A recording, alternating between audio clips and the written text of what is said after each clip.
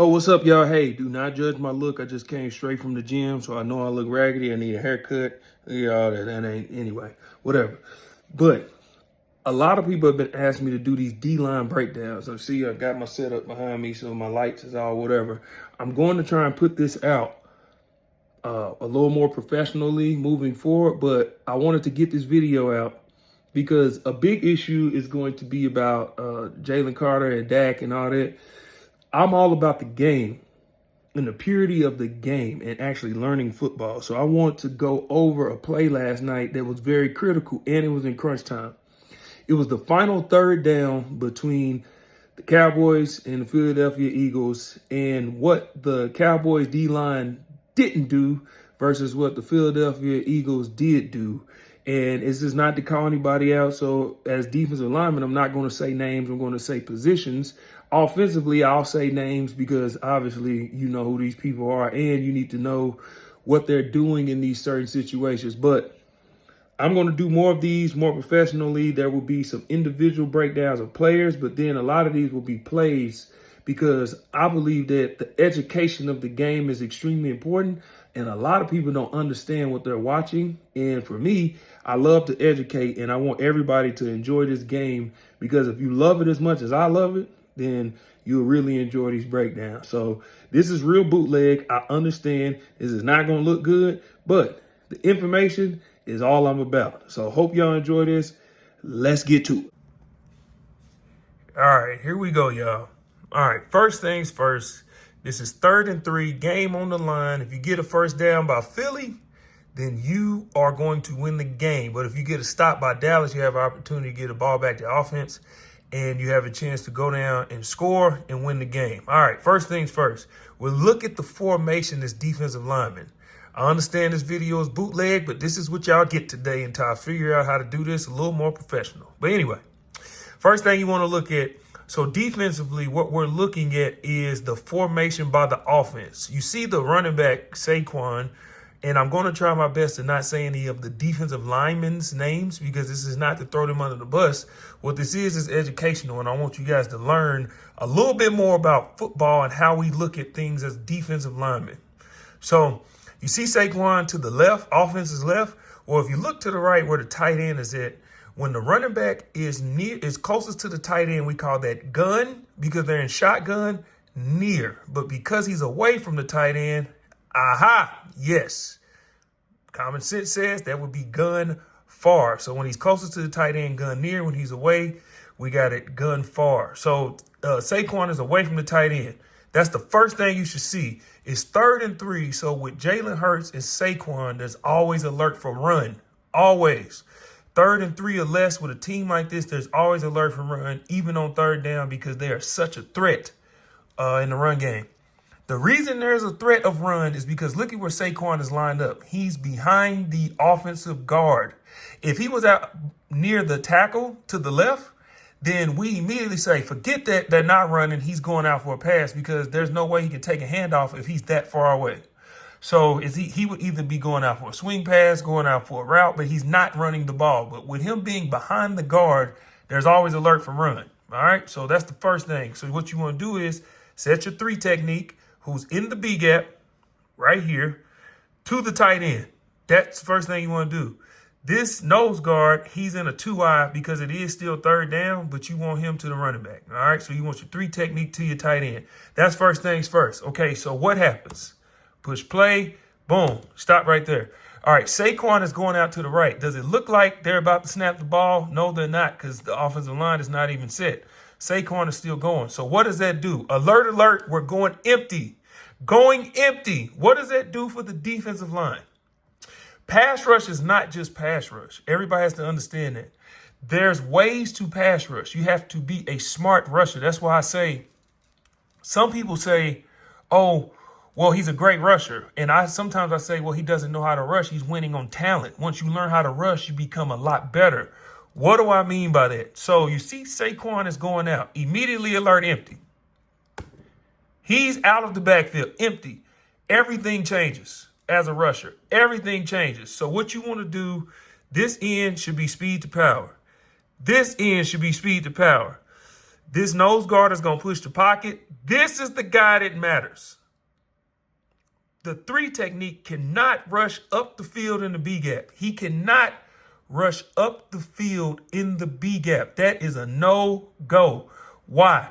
Because on 3rd and 3 or less, every quarterback, Tom Brady, does not matter. Most athletic, unathletic become runners because their windows are from here to here. So if this is where they're looking, and let's say he pushes here and he goes here, what does that leave? Yes, a running lane. This is Jalen Hurts, Super Bowl MVP. He already has 2 rushing touchdowns, people. So why would you leave a rush lane? That is not something you want to do. But here's what's more important. When I said what Philadelphia did do versus what Dallas didn't do, this is what I mean. I want to run it back. Watch this. Let's go back. Okay? Here we go. All right, look. Saquon, backfield. Watch the D-line.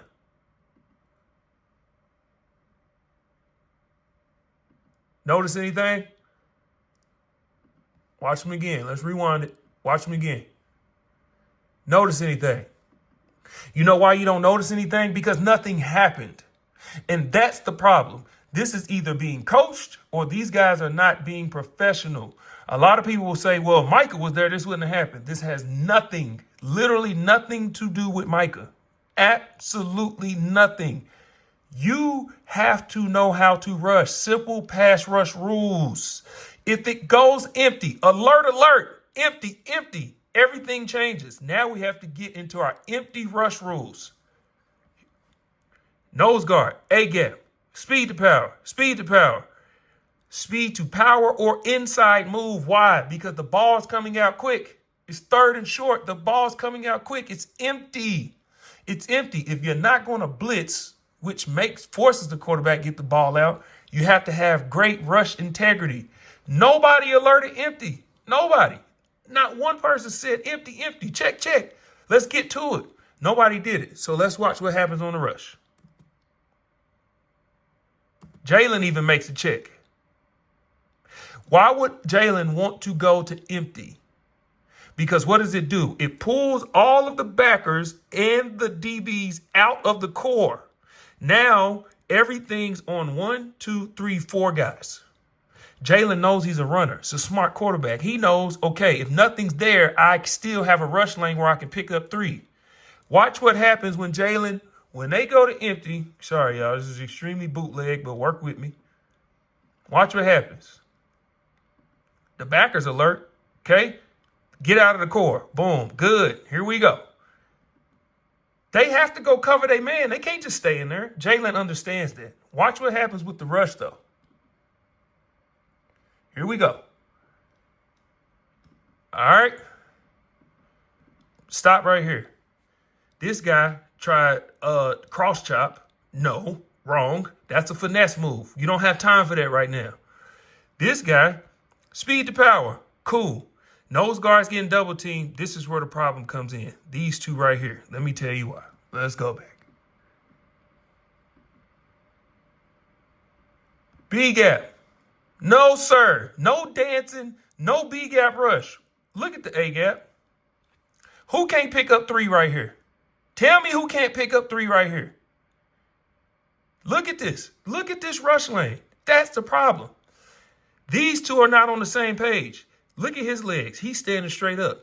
If the 3 technique is going to hit the B gap, at least alert your end so he knows to fall underneath. Because if he hits the B and he knows he's hitting the B, he falls underneath right into a sack.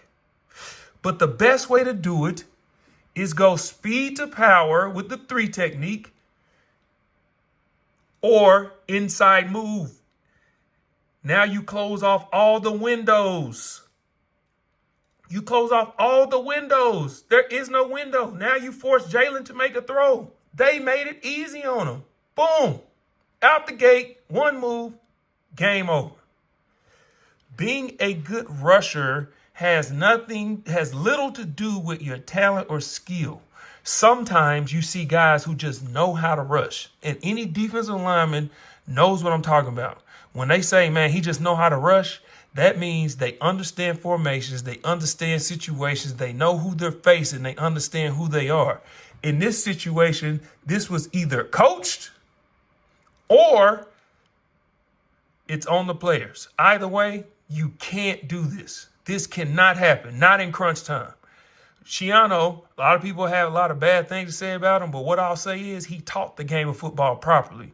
He always used to say, crunch time is technique time. I'm sure that's a Bill Belichick term as well.